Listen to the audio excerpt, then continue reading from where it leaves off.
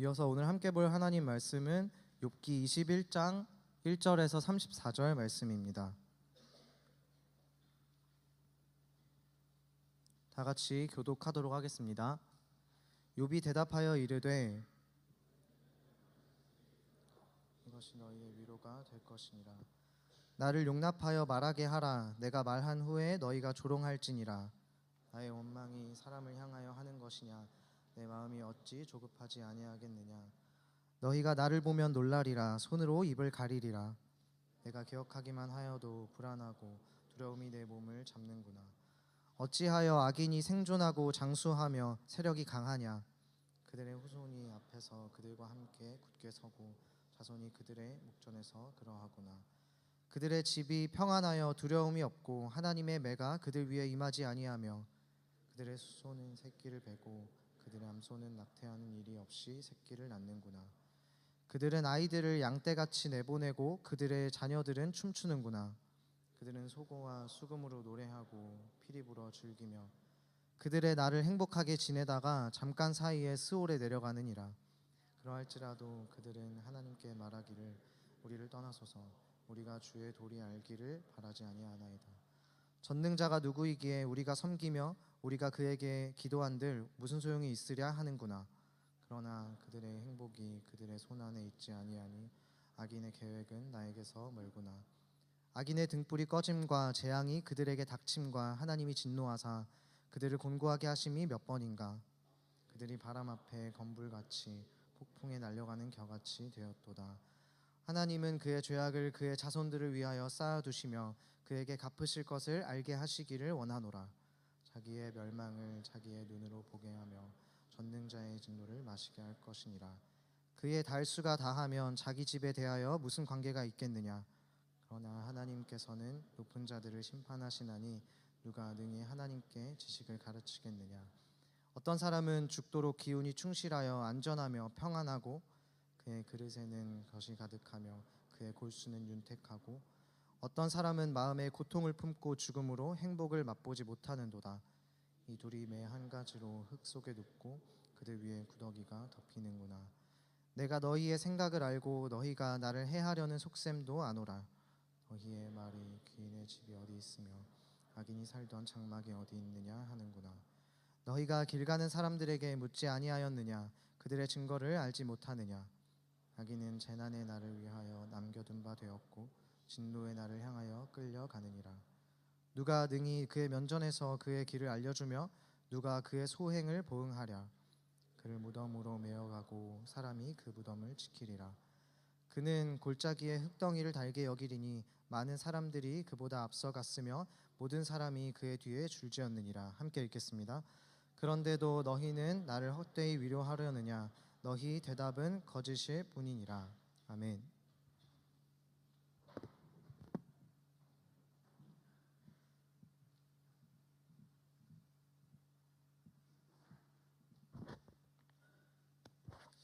네, 우리 광고 말씀 하나 먼저 드리도록 하겠습니다. 오늘 5층은 물이 새가지고 저희가 이제 당분간 5층에서 예배를 못 드리게 됐습니다. 그래서 5층에서 예배 드리셨던 분들은 좀 불편하시더라도 내려오신 걸로 알았는데 또 내려온 김에 계속해서 4층에서 같이 예배 드리면 좋을 것 같습니다.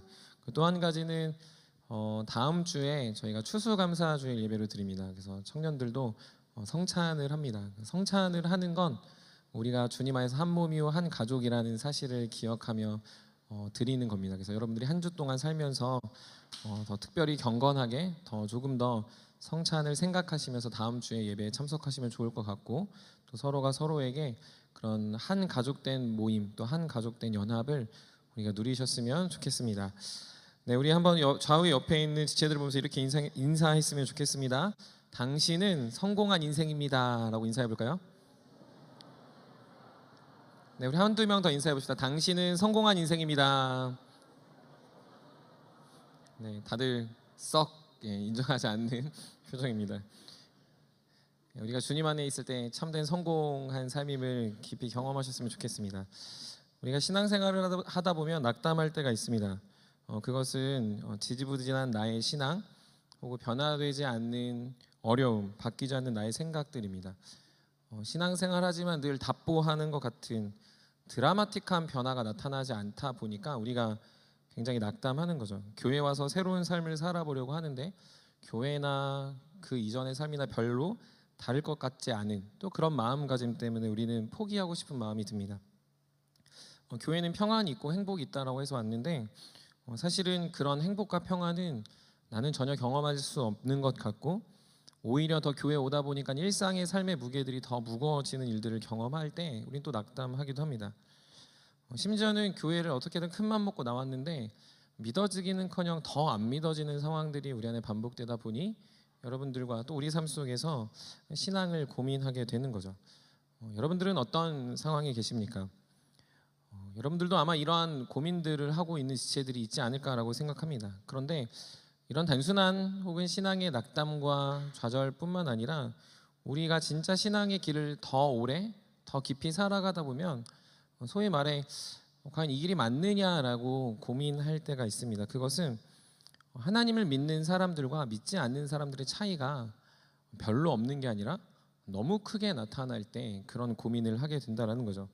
하나님을 믿는 우리의 삶이 평안해지기는커녕 더 불편해지고 하나님을 믿고 따라가는 자의 삶이 승승장구하기보다는 오히려 더 패망하는 것 같은 일들이 우리 안에 나타날 때 그렇다라는 겁니다. 조금 더 나아가서 우리의 삶이 그런 것보다 그렇지 않은 사람들이 더 잘되고 성공하고 더 무언가를 누린다라고 느껴질 때 우리는 과연 이것이 신앙생활을 해야 되는 나의 삶의 이유가 되는가라고 점검하게 되는 겁니다. 저도 고등학교 시절에 신앙이 많이 현타가 온 것 중에 하나가 바로 이것입니다. 모태신앙이어서 늘 저는 교회를 갔는데 교회를 가지 않는 친구들의 삶이 오히려 더 낫고 성격적으로나 뭐 학교에서나 그런 모습들이 더 인기가 있고 내가 보더라도 더 부러울 만한 가정을 지녔기 때문에 왜 신앙을 가진 우리의 가정과 저들의 가정이 다른가라고 고민했습니다. 공부도 더 잘하고 집도 더 잘 살고 모든 면에서 나은 믿지 않는 친구들과 모든 면에서 우리 집은 믿고 주님 사랑하고 열심히 헌신하는데도 계속 지지부진한 상황이 있는 저를 바라보며 그랬다라는 거죠. 그래서 어릴 때 물론 어렸다라는 게 이제 고등학생 때인데 그때 어떻게 기도했냐면 이렇게 기도했습니다. 하나님, 우리 집이 돈을 많이 벌고 떵떵거리며 살아가면 정말로 하나님을 알아가는 사람들이 많아지지 않겠습니까? 그러니 저희 집에 복을 주세요라고 기도했던 것 같습니다. 좋은 차, 큰 집에 살면 그러지 않은 사람들이 교회를 더 올 수 있으니 저희 집에도 좋은 차, 큰 집, 조금 더 많은 돈을 주시면 좋겠습니다라고 기도했습니다. 제 안에 하나님을 믿으면 성공하고 하나님을 믿으면 부해지고 하나님을 믿으면 반드시 괜찮아진다라는 생각이 제 안에 가득했던 것이죠. 그런데 이 기도는 보기 좋게 노로 응답되었습니다. 안 들어주셨습니다. 가난에 허덕인 건 아니었고요. 저희 집에 뭐 내앉은 것도 아니었습니다. 그러나 누가 보더라도 우리 집을 보면서 교회를 올 만한 형편도 아니었고 어떤 저의 실력과 저의 성함을 보면서 하나님이 당신을 참 도와주십니다라고 바라보며 하나님께 돌아온 케이스도 없었습니다. 많은 상황들 속에서 저는 그냥 평범하게 살았지 어떤 성공, 부, 명예, 어떤 인정과는 좀 멀어지게 살았던 것 같습니다. 그런데 그 상황에서 하나님이 들어주지 않으니 저도 역시 믿음이 약해지고 또 고민이 되었다라는 거죠. 저와 여러분들이 하나님을 믿는 이유가 무엇입니까? 저와 여러분들이 계속 이 자리에 나와서 신앙 혹은 나아가 교회를 다니는 이유가 무엇입니까? 마음의 평안을 얻기 위해서 오셨습니까? 아니면 성공을 하기 위해 오셨습니까? 아니면 여러분들이 무언가를 얻고 성취하기 위해 오셨습니까?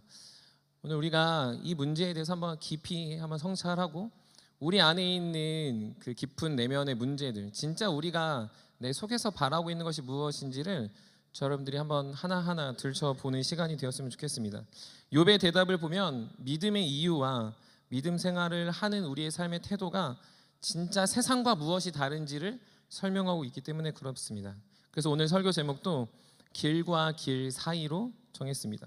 믿음의 길과 세상의 길 사이에 머뭇하고 있다면 여러분들 믿음의 길 위에서 믿음의 길을 묵묵히 영광 가운데 걸어가는 시간, 그리고 그것이 여러분들의 특권과 감사가 되는 시간이 되기를 주님의 이름으로 간절히 축복합니다.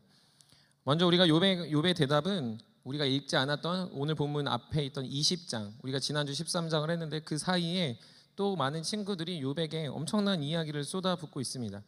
그들의 논리는 단 하나입니다. 인과율에 의해서 악인은 하나님이 심판하신다라는 겁니다. 인과율에 의해서 악인은 하나님이 심판하신다라는 거죠. 악인은 반드시 망한다라는 겁니다. 그런데 악인을 가만두지 않는 하나님이 지금 너에게 이런 일을 했다는 건 너는 악인이다라고 이야기하는 것이죠.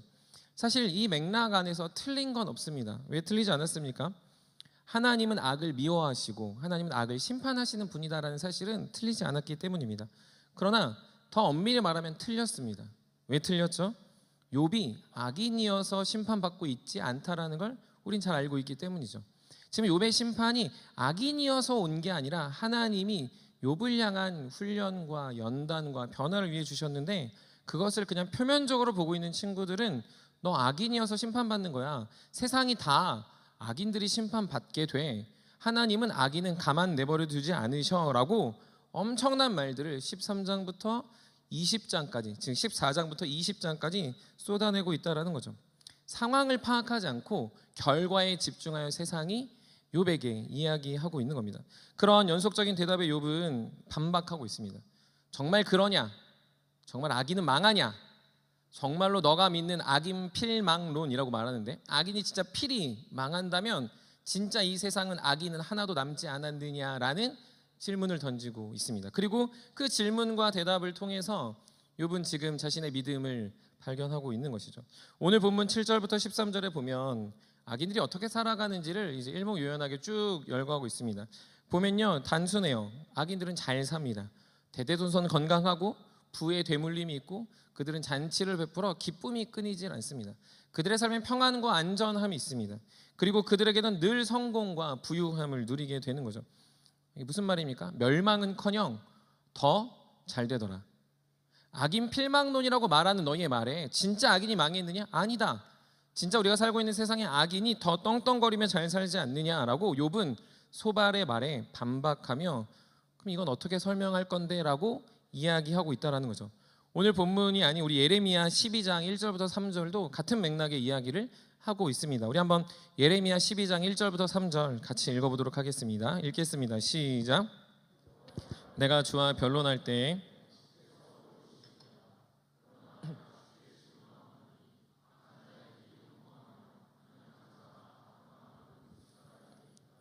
주께서 그들을 심으심으로 그들이 뿌리가 박히고 열매를 맺었거늘 그들의 입은 주께 가까우나 그들의 마음은 머니이다.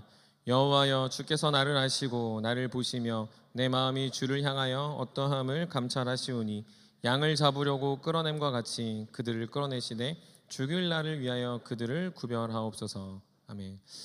예레미야 선지자도 동일한 이야기를 하고 있습니다. 무슨 말이죠? 왜 악한 자가 형통합니까? 라고 묻고 있습니다. 하나님, 제가 묻고 싶은 게 하나 있습니다. 근데 왜 악인은 형통합니까? 라는 거예요. 왜 반역한 자는 다 평안합니까? 왜 그들은 인생의 열매를 맺고 있습니까? 그들은 하나님과 거리가 있는데 하나님 왜 이런 일들이 나타납니까? 라고 말하고 있다는 거죠. 지금 욥이 말하고 있는 맥락과 같은 것입니다. 악은 필히 망해야 되는데 세상은 악인이 망하는 게 아니라 오히려 더 잘 되고 더 성공하는 일들을 보여주고 있으니 하나님의 뜻과 우리가 경험하는 상황의 이 차이를 어떻게 설명합니까? 라고 이야기하는 것이죠. 사랑하는 세움 여러분, 우리 이걸 보면서 우리 믿음을 잘 돌아볼 수 있어야 됩니다. 믿음을 받은 우리에게 고난과 고통이 있는데 믿음이 없는 자들에게 성공과 부와 명예와 어떠한 더 대단함이 있는 것, 더 나아가 그것이 우리가 비교되어 나의 길과 저들의 길이 비교되어 나는 낙담이 되고 저들은 떵떵거리며 살아가는 이 상황 속에서 우리의 신앙이 계속 흔들린다는 거죠. 내가 왜 이 길에 왔을까? 나는 왜 이 길 위에 서 있을까?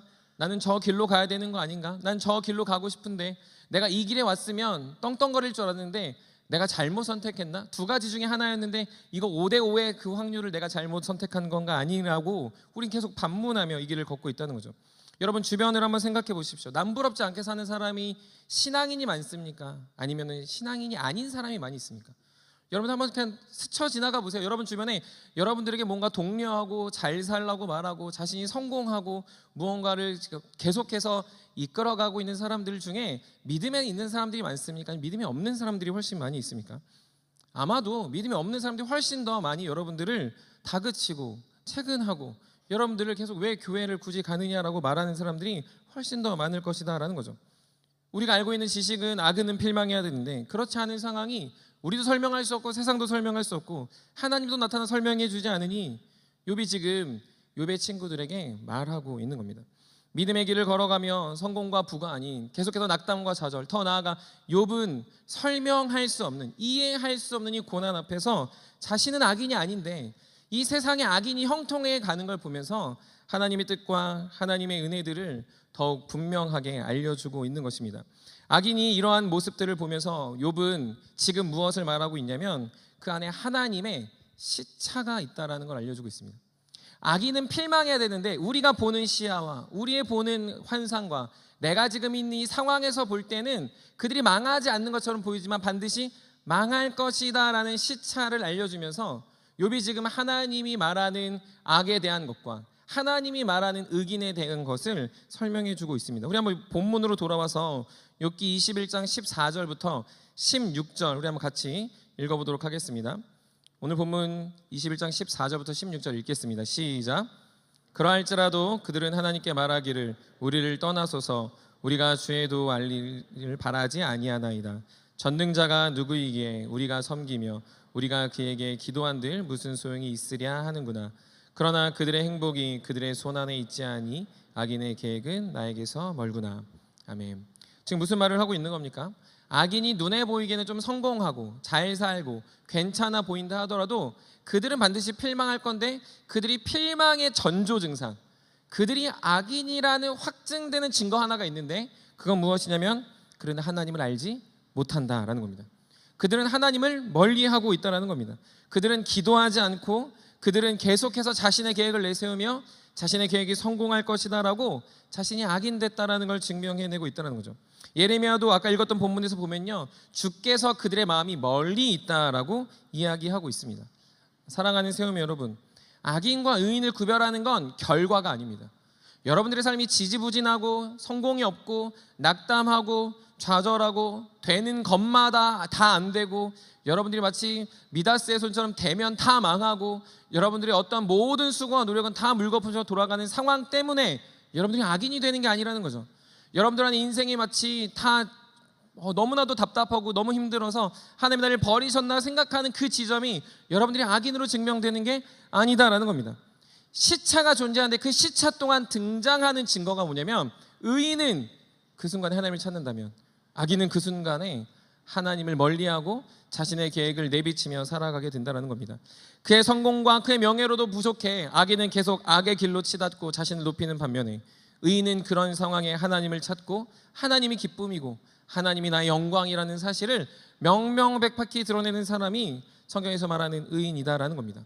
창세기 15장에 보면 아브라함이 나옵니다. 아브라함은요 아무것도 없었어요. 그런데 아브라함에게는 딱 한 가지를 간절히 원했습니다. 그게 무엇이냐면 아들입니다. 사실 아브라함이 가나안 땅에 들어오고 나서 그 땅에 살아가면서 많은 돈과 많은 명예들을 얻었지만 사실 아브라함에게는 아무것도 없는 빈털터리 같은 사람이라고 생각했어요. 그래서 15장을 보면요 어떤 이야기를 하냐면 하나님께 이런 얘기를 합니다. 하나님, 제가 은혜를 받았습니다.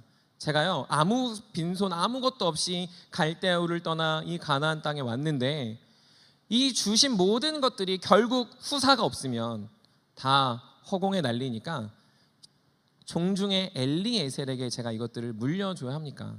제 인생이 이렇게 비참합니다 라고 하나님께 이야기합니다. 하나님이 뭐라고 얘기하냐면 하나님이 너무 우리가 잘 아는 말씀처럼 밖에 나가 하늘을 봐라 이야기하시고 하늘의 별과 같은 자손을 내가 너에게 허락하겠다라고 말씀하십니다.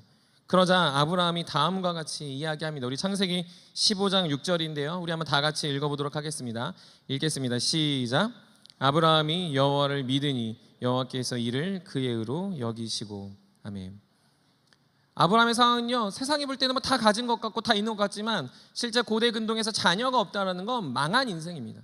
돈을 벌어도 줄 사람이 없고요. 돈을 벌어도 누군가한테 물려줄 때 나와 전혀 상관없는 다메섹 사람 엘리에셀에게 줘야 되니 이거는 그냥 노력할 이유가 없다라는 거죠. 근데 그때 하나님은 아브라함에게 하늘의 별과 같은 민족을 준다고 말하셨고 그 시차가 존재하는 그 중에도 아브라함은 뭘 합니까? 그걸 믿음으로 그가 의인됨을 증명해내고 있습니다. 아무 기쁨, 아무 감격, 아무 상황도 일어나지 않았는데 여전히 자신의 눈에는 자녀 하나 없는 존재인데 하나님이 그에게 명령하신 그 사실을 붙잡고 아브라함은 기쁨과 감격과 무엇보다 영광스러움으로 하나님을 대하고 있다는 거죠.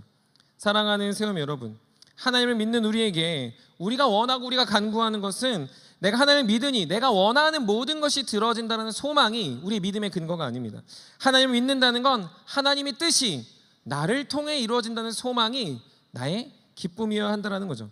세상에 어떤 사람과 성공한 사람과 보잘것없는 내가 비교돼서 내가 성공했냐, 내가 의인이냐, 내가 좀 덜 의인이냐라고 비교하는 것이 아니라 보잘것없고 없고 낙담하고 좌절하고 날마다 죄와 씨름하는 나인데 그런 나를 향해서 하나님이 약속하셨고 말씀하셨고 선포하셨고 이미 확증하신 하나님의 언약이 나에게 주어졌다면 그걸 믿는 것이 하나님 앞에서 의인이다라고 성경은 이야기하고 있는 것이죠.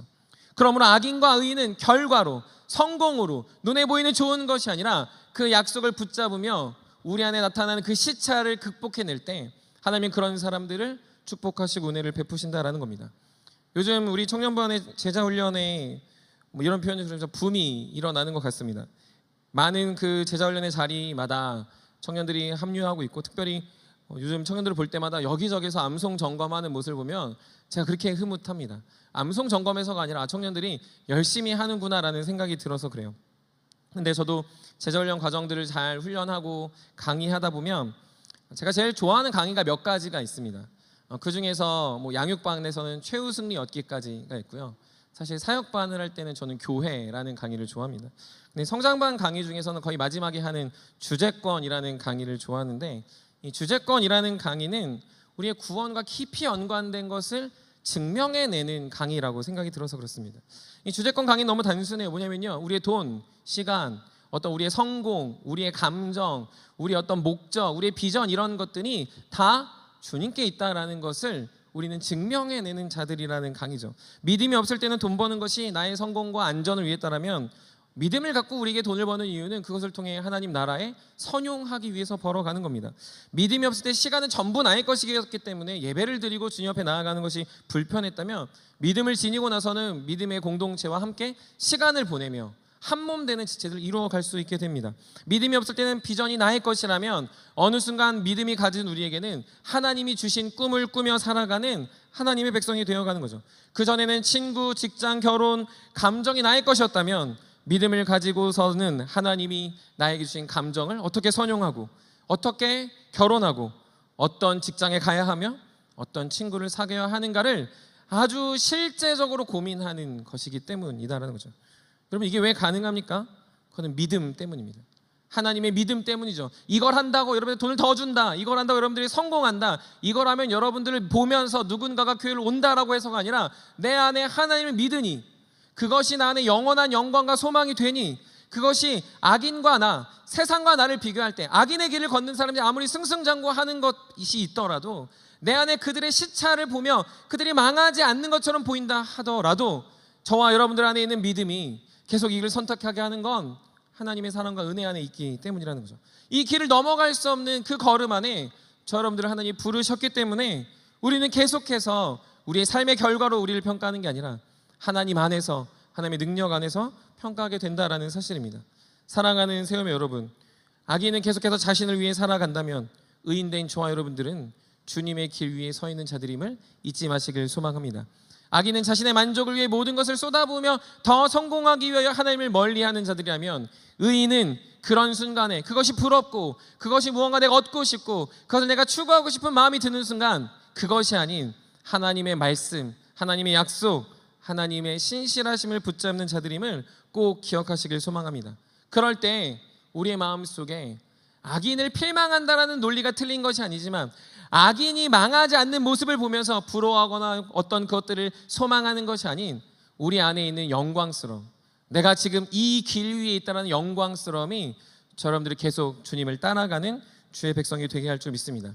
그러므로 청년의 시기에 여러분들을 의인으로 부르신 주님께 감사하며 어떠한 고난과 이해할 수 없는 상황과 여러분들의 무너짐과 낙담이 있을 때에도 여러분들은 악인이 아닌 의인이라는 사실을 꼭 마음에 새기며 끝까지 주님의 길 위에 서 있는 우리 사랑하는 세움의 청년들이 되시기를 주님의 이름으로 간절히 축복합니다. 두 번째로는 그럼에도 불구하고 우리가 이런 의인됨을 누리고 감사와 감격, 무엇보다 영광스러움을 누려야 되는데 사실 그렇지 못합니다. 왜냐면요, 이 상황이 별로 드라마틱하게 바뀌지 않아서 그래요.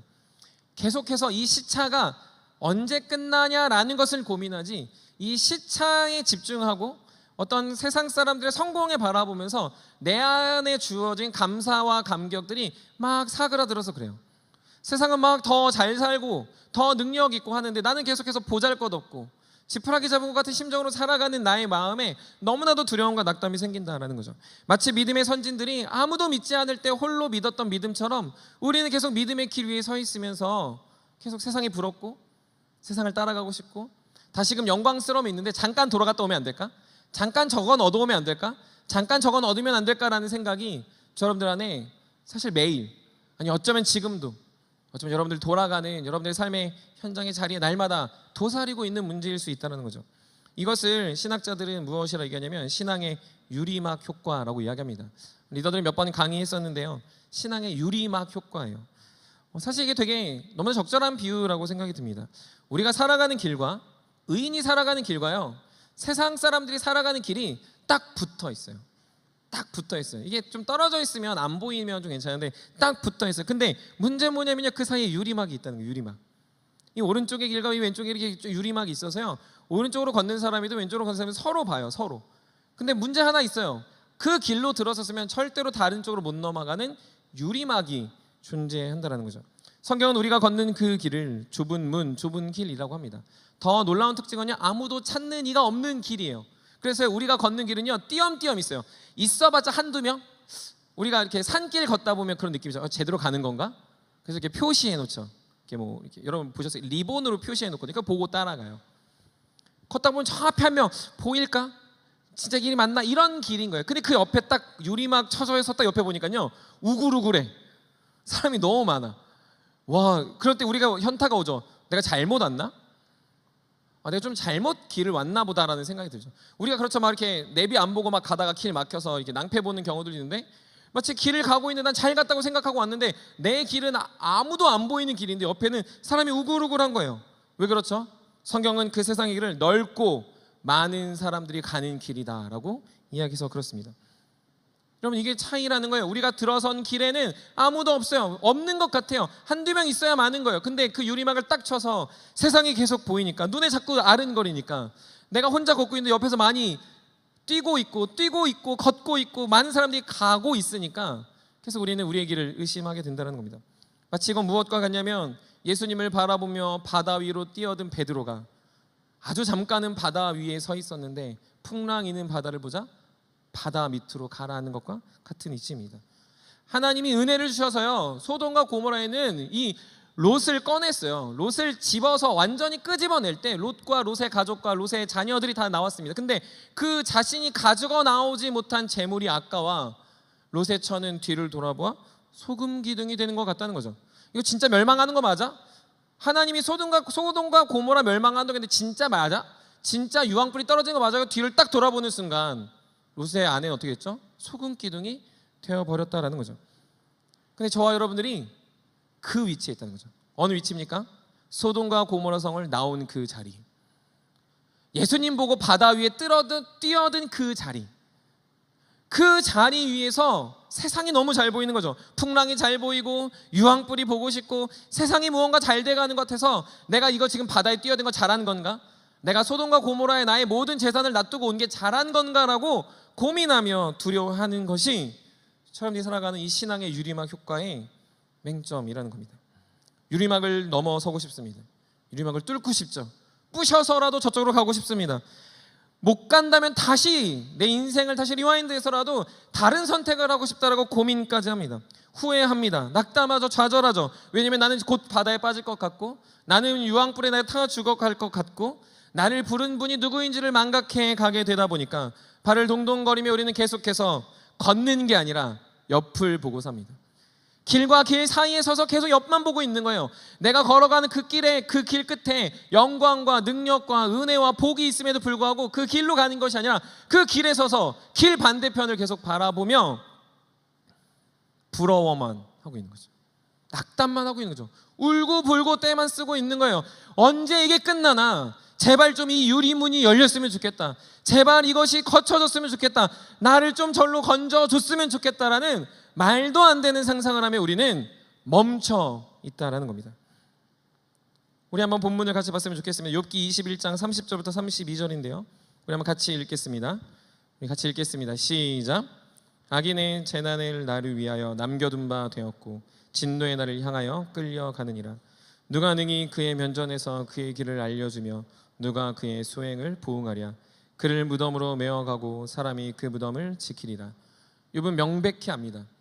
의인과 악인의 차이는요, 의인은요 영광과 은혜지만요 악인은 반드시 재난의 날이 예비되었다. 크고 사람이 많이 간다고 해서 안 생기는 게 아니에요. 우리가 부러워한다고 해서 악인이 멸망하지 않는 것도 아니에요. 악인은 반드시 망한다라고 성경이 이야기합니다. 욥만 그렇게 이야기하는 게 아닙니다. 시편 73편 17절부터 19절도 너무나도 똑같이 이야기하고 있습니다. 우리 한번 시편 73편도 읽어보도록 하겠습니다. 시작. 하나님의 성소에 들어갈 때야 그들의 종말을 내가 깨달았나이다. 주께서 참으로 그들을 미끄러운 곳에 두시며 파멸에 던지시니 그들이 어찌하여 그리 갑자기 황폐되었는가. 놀랄 정도로 그들은 전멸하였나이다. 아멘. 시편 1편도 마찬가지죠. 악인은 바람에 나는 겨와 같다고 얘기해요. 이게 하나의 메시지라는 거예요. 근데 우리는 그걸 듣지 않고 이 유리막 효과, 이 유리막에 갇혀서 반대편을 보며 부러워만 하고 있다면 우리는 얼마나 어리석은 인생을 살아가고 있는가를 점검해야 된다는 겁니다. 욥이 지금 자신을 향해 악인이니까 너 심판받는 거라고 말할 때 나는 악인이 아닌 하나님의 의인이라고 증명해내며, 그리고 진짜 악인은 어떻게 되는 거라고 말할 때 우리는 우리 스스로를 악인이어도 좋으니까 돈만 좀 벌면 좋겠다, 악인이어도 괜찮으니까 내가 이 세상 좀 편하게 살았으면 좋겠다라고 말하는 게 이게 논리적으로 가당한 일입니까? 그럼 이게 상식적으로 가능할 수 있겠냐라는 말입니다. 여러분, 정보라는 건 좋은 정보가 있고 필요한 정보가 있습니다. 좋은 정보는요, 이것보다 저게 더 좋아, 차를 살 때 A보다 B가 더 나아라고 말하는 게 조금 더 좋은 정보인 거죠. 정보는요, 좋은 정보는 몰라도 사는데 지장이 안 됩니다. 그래, 내 차도 만족하니까, 음식이 이 정도도 괜찮으니까, 이것만 해도 나는 그래도 나는 만족하니까 라고 할 수 있습니다. 불편한 것이지 그것은 꼭 알아야 되는 것은 아닙니다. 하지만 필요한 정보, 필수 정보는 모르면 생사의 위협을 가할 수 있습니다. 이걸 먹으면 죽습니다. 탄 걸 많이 먹으면 암이 걸립니다. 이렇게 계속 살아가면 병에 걸릴 수 있습니다. 썩은 것을 먹으면 안 됩니다. 이 길 끝엔 길이 없습니다. 이 뒤로 넘어가면 낭떠러집니다. 저기 넘어가면 쥐레가 있습니다 라는 것은 필수 정보인 거죠. 즉, 어떠한 것을 알지 못할 때 당하는 죽음과 어떤 형벌이 기다리고 있다면 그건 반드시 알아야 된다는 거죠. 근데 여러분들, 이 사실을 아는 자들이 있습니다. 누구죠? 좋은 정보는요, 알기도 하고 모르고 하는 게 이게 평범하게 다 이렇게 흩어 뿌려져 있어요. 근데 필수 정보, 정말 중요한 정보는요, 의인들이 알더라는 겁니다. 의인들이 그 뜻을 알아요. 의인이어서 아는 게 아니라 왜 알죠? 하나님이 의인들에게 알려주기 때문입니다. 하나님이요, 우리에게 좋은 정보는 주지 않는 것 같아요. 근데 필수 정보, 필요 정보 하나 알고 있는데, 이거 하면 죽어, 이거 하면 살아, 이거 하면 평안해, 이거 하면 너 두려울 거야, 이거 하면 내가 안전하게 지켜줄 거야 라는 필수 정보는 반드시 저와 여러분들의 마음속에 각인되도록 가르쳐 주신다라는 거죠. 사랑하는 세움의 모든 여러분, 우리는 좋은 정보가 없어, 좋은 정보를 가지지 않아서, 좋은 능력과 좋은 무언가가 없어서 조금 불편할 수 있습니다. 그래서 우리가 선 길이 좁은 길이고 그들이 선 길이 넓은 길이라 불평하며 유리막 밖에 있는 세상을 보며 계속 안타까워할 수 있을지 모르겠습니다. 하지만 저와 여러분들은 이 길 끝에 낭떠러지거나 죽음이거나 멸망이거나 패망이 아니라 생명과 영광이고 주님이 기다리고 계신다라는 사실을 잊지 않으셨으면 좋겠습니다. 그 사실을 누가 압니까? 유리막 너머의 사람은 아무도 모르는데 유리막 안에 좁은 길로 들어온 사람은 모두 깨달아 그 길을 걸어가는 축복과 영광을 받았다라는 거죠. 그러니 우리는 그 감격과 감사를 갖고 살아가는 청년들이어야 돼요. 좁은 길에서 내가 너무 두렵구나, 좁은 길에서 내가 헌금되어야 돼, 좁은 길에서 헌신되어야 돼, 좁은 길에서 시간도 뺏겨야 돼, 좁은 길이어서 내가 나의 모든 생활이 다 막힌 것 같아라고 생각하는 게 아니라 여러분들에게 주어진 필수 정보, 예수 그리스도가 소망입니다. 교회는 이 땅의 소망입니다. 주님은 여러분들의 구주이십니다라는 이 필수 정보를 알게 된 놀라운 감격과 영광이 내가 이 길을 걸어가는 이유이지, 저들처럼 못 사니까 못 걷겠다라고 말하는 울고 불며 떼쓰는 것은 하나님 앞에서 얼마나 어리석은 것인지를 깨달으셔야 된다는 거죠. 더 나아가 그 길 위에 서 있는 우리에게 주어진 자랑과 감격은 무엇입니까? 우리 안에 이렇게 살아갈 때 우리는 이것으로 멈추는 게 아니라 그 유리막 밖을 향해 어떻게 외칩니까? 이리로 와 보라. 이리로 와 보라고 오히려 우리가 그들을 향해 외친다라는 거예요. 오히려 우리에게 필수 정보와 필요 정보가 있으니까 그들을 향해서 너 거기 아니야 라고 외치는 자가 되어야 한다는 거죠. 근데 우리 어떻게 합니까? 오히려 불허하고 오히려 역으로 내가 가고 싶다고 말하면 이 얼마나 추하고 이 얼마나 주님의 마음을 반하는 행동이겠습니까? 우리 한번 성경 본문도 한번 봤으면 좋겠는데요. 히브리서 10장 38절부터 39절입니다. 히브리서 10장 38절에서 39절입니다. 우리 한번 같이 읽겠습니다. 시작. 나의 의인은 믿음으로 말미암아 살리라. 또한 뒤로 물러가면 내 마음이 그를 기뻐하지 아니하리라 하셨느니라. 우리는 뒤로 물러가 멸망할 자가 아니요 오직 영혼을 구원함에 이르는 믿음을 가진 자니라. 아멘. 사랑하는 세움 여러분, 우린 뒤로 물러가거나 멸망할 자가 아닙니다. 우리는 믿음으로 살아가는 거예요. 그래서 계속 옆에 있는 자들 향해서 외치고 그들을 돌아오라 말하고 잘 모르겠으면 와 보라 말하고 내가 진짜 의인되니 감격과 감사를 가지고 세상의 의인이 아닌 수많은 사람들 향하여 주님을 전하는 자들의 삶을 살아가게 된다는 거죠. 성경에 보면요, 그런 대표적인 사람이 한 명 있습니다. 여러분 잘 아는 바울이죠. 바울은요 자신이 자유할 때나 자유하지 않을 때나 그 복음을 전했습니다. 근데 저는 사실 이 본문을 볼 때마다 너무 놀라운 게 하나가 있어요. 그건 사도행전 26장인데 사도행전 26장 한번 여러분들이 펴놓으시고 보시면 누구하고 대화하고 있냐면 왕하고 대화하고 있습니다. 아그리빠 왕이라는 사람인데 바울은 지금 로마로 압송되기 직전의 죄인, 착고에 차여 있는 죄인입니다. 그런데 지금 그 가기 전에 유대인의 왕이었던 아그리빠 왕과 지금 이야기를 하고 있습니다. 신분의 차이는 하늘과 땅의 차이고요. 지금 무언가를 말한다고 해서 무언가 바뀔 수 있는 확률은 제로입니다. 근데 바울은 그 상황 앞에서 무슨 말을 합니까? 자신이 왜 이렇게 됐는지, 자신이 무엇을 믿는지, 그리고 자신이 믿는 하나님을 당신도 믿었으면 좋겠다라고 말합니다. 사도행전 26장 29절인데 우리 한번 앞에 있는 화면 보고 같이 읽어보도록 하겠습니다. 읽겠습니다. 시작. 바울이 이르되 말이 적으나 많으나 오늘 내 말을 듣는 모든 사람도 다 이렇게 결박된 것 외에는 나와 같이 되기를 하나님께 원하나이다 아니라. 아멘. 사랑하는 세움 여러분, 의인은요 결과로 평가되는 게 아니라 우리 삶의 기쁨과 담대함으로 다른 누군가를 향해 하나님을 전하는 자입니다. 결박된 것 외에는 주님을 자랑하는 세움의 청년들이 되시기를 간절히 소망합니다. 여러분들이 돈이 없습니까? 여러분들이 실패했습니까? 여러분들이 아무것도 하지 않고 있습니까? 여러분들이 계속 인생의 절망의 끝에 계속 서 있습니까? 통곡하며 멈춰 있습니까? 괜찮습니다. 여러분들이 그 속에서 하나님의 영광과 은혜를 발견하고 그런 여러분들의 그 지극한 감격과 담대함은 하나님이 여러분들에게 생명의 법을 알려주셨다라는 사실이죠. 여러분들은 이 땅에서 힘들고 지치게 살아갈 수 있어요. 좋은 정보가 없어서, 좋은 것이 없어서, 좋은 가정이 아니어서, 돈이 없어서 그럴 수 있어요. 하지만 저와 여러분들의 끝은 낭만과 좌절과 죽음이 아니라 반드시 저와 여러분들을 살리시는 영원한 안식과 영원한 평안의 주님이 저를 맞아주시기 때문에 이 땅에서도 그 담대함으로 세상을 향해 주님을 전하고 주님을 알려줄 수 있는 주의 의인들이 되시기를 소망합니다. 성경에서는 그래서 악인은 망한다라는 것은 바뀌지 않습니다. 우리는 악인이어서 고난받고 악인이어서 이 땅에서 힘들게 살아가는 것이 아니라 오히려 이런 악인이 망한다라는 것의 시차 속에서 내가 의인이구나, 내가 복을 받았구나, 내가 주님의 자녀구나, 내가 홀로 걷는 것이 아니라 믿음의 동역자들과 이 길을 계속 같이 걷는구나, 그리고 그것을 자랑하며 수많은 사람들이 유리벽 밖에 있을 때 그들 향해 주님을 자랑하고 주님을 선포할 수 있는 사랑하는 세움의 의인들이 되시기를 간절히 축복합니다. 그렇게 살아가는 자들을 통해 하나님은 오늘도 의를 예비하시고 복을 예비하시며 회복을 예비하십니다. 그 나라와 그 때를 향하여 욥이 걸어가고 있습니다. 욥은 그 순간에 그 마음에 계속해서 말하며 깨닫게 되었어요. 아, 내가 악인이어서 죄와 악인이어서 고난을 받는 게 아니라 내가 지금 하나님을 찾고 하나님을 만나며 하나님이 주신 은혜와 복을 바라보는 길에 서 있구나라는 것을 깨달았다라는 거죠. 사랑하는 세움의 여러분들도 혹 힘든 자리, 어려운 자리 있다면 주님을 바라보며 의인된 그 축복과 영광을 누리며 계속해서 전진할 수 있는 믿음의 지체들이 되시기를 주님의 이름으로 간절히 축원합니다. 말씀을 마무리합니다. 욥은 대화하면서 점차 고난에서 빠져나오고 있습니다.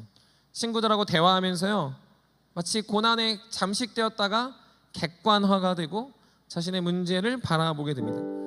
친구들이 말했던 악인 필망론, 악인은 망한다, 욥도 지지했던 겁니다. 근데 욥이 자신을 놓고, 자신의 상황을 놓고, 자신의 아픔을 놓고 보니 악인은 필망하는데 시차가 존재한다. 악인은 결과로 평가하는 게 아니라 그 안에 하나님을 찾고 하나님으로 인한 기쁨이 있고 그 안에 담대함이 있는 것으로 평가한다라는 걸 변론하며 깨닫게 됩니다. 처음에는 몰랐습니다. 처음에는 자신도 낙담했습니다. 통곡의 끝자리, 고난의 시작 앞에 침묵과 독대를 경험하며 그는 계속해서 하나님께 반문했습니다. 그러다 주변에 온 친구들과 대화하며 자신이 왜 고난을 받는지, 자신이 왜 어려움을 겪는지 알지 못하나 욥이 지금 발견하고 있는 한 가지 사실은 무엇입니까? 하나님은 나를 악인이어서 심판하시고 악인이어서 어렵게 하는 게 아니라 하나님의 자녀, 하나님의 의인이기에 이 상황을 바라볼 수 있는 시야, 나를 살리신 하나님이 계시다라는 놀라운 은혜를 깨닫게 하고 있습니다. 욥은 자신을 다 설명할 수 없습니다. 하지만 욥이 만난 하나님은 욥에게 은혜를 예비하고 계시다라는 분이라는 걸 욥은 점점점, 아직은 희미하지만, 아직은 드러나지 않았지만 그 길 위에 서 있습니다. 욥에게도 보입니다. 자신에게 말하는 친구들은 괜찮아 보이고 자신은 쫄딱 망해버린 비참한 상황이라는 것. 자신에게 말하는 존재들은 의인인 것처럼 자신을 비난하지만 자신의 상황 속에 악인이 아니라는 이 놀라운 사실 안에서 감격하며 그들의 말을 반박하고 다시금 힘을 얻고 하나님만 바라볼 준비를 하고 있습니다. 주 안에 살아가는 세움 여러분, 청년의 시기는 낙담과 좌절이 반복됩니다. 기대와 소망이 날마다 꺾이는 시기입니다.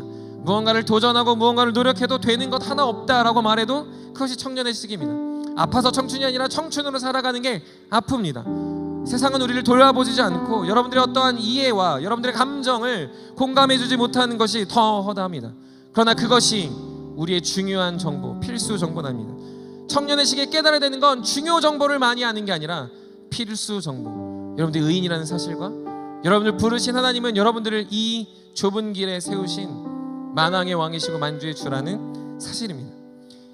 여러분들이 살아가는 이 믿음의 걸음 앞에서 여러분들이 계속 걸어갈 수 있는 이유는 내가 무언가를 잘해서가 아니라 하나님은 여러분들을 기대하시고 여러분들과 동행하신다라는 사실입니다. 그래서 우리 눈에 너무나도 밖에, 이 길 밖에 수많은 것들이 보이고 답답하고 낙담하고 처절하고 넘어지고 싶어도 여러분들이 주님을 사랑하며 그 길 위에서 머물러 계시길 소망합니다. 떠나지 마시고 주저앉지 마시고 한 발이라도 내딛어. 그 한 발을 내딛는 힘이 없어 힘들다면 내 옆에 있는 지체들과 함께 한 발을 같이 내딛어서 걸어가고 또 다시 걷고 걸을 때 하나님 여러분들이 인생의 예비됨, 너무나 놀라운 축복과 은혜를 주시는 분임을 경험하길 소망합니다. 청년의 시기는 그래서 보이지 않지만 보이지 않는 하나님을 믿음으로 이겨내고 살아내어 여러분들의 삶 속에 하나님의 영광이 어떠한지를 보여주는 시대라고 생각합니다. 그래서 성경은 청년을 필요로 합니다. 세상은요 청년들을 필요로 해요. 왜냐하면 세상은 다 보이는 것을 평가하거든요. 근데 우리는 보이지 않더라도 보이지 않는 세상에서 보이지 않는 주님을 믿으며 걸어갈 때 우리가 걸어가는 그 길이 누군가에게 보여지고 우리의 삶이 의인은 어떻게 사는지 보여지고 우리가 살아가는 공동체가 세상의 공동체가 어떠해야 되는지 나타낼 것이기 때문에 하나님은 그런 의인들의 모임에 복을 주시고 열매 맺게 하시며 기대하고 계십니다. 사랑하는 세움 여러분, 믿음으로 삽시다. 여러분들과 동행하시는 주님과 삽시다. 여러분들의 기대와 영광이 포기되지 맙시다. 헌신하고 있는 분들은 더 믿음으로 헌신하시고 수고하고 계신 분들은 더 믿음으로 수고하셔서 내가 걷는 이 길 끝에 주님 계시고 내가 걷는 이 길에 정말로 하나님이 나를 사랑하신다는 놀라운 축복을 세상에 보이고 유리막 밖에 있는 사람한테 보여주어서 그들도 이리로 와 보라고 말할 수 있는 담대한 주의 자녀들 될 때 이 땅이 그렇게 은혜로 물들고 이 땅에 주의 백성들로 가득 차는 놀라운 꿈과 은혜들을 바라볼 줄 믿습니다. 그러므로 욥의 고난에서 벗어나와 의인이 되어가는, 의인으로 확증되어가는 과정을 보면서 여러분들도 이 청년의 시기에 그렇게 점차 주님과 동행하는 하나님의 참된 의인들이 되시기를 주님의 이름으로 간절히 축복하고 기도합니다. 우리 다 같이 일어나서 우리 찬양하며 기도의 자리로 나아가도록 하겠습니다.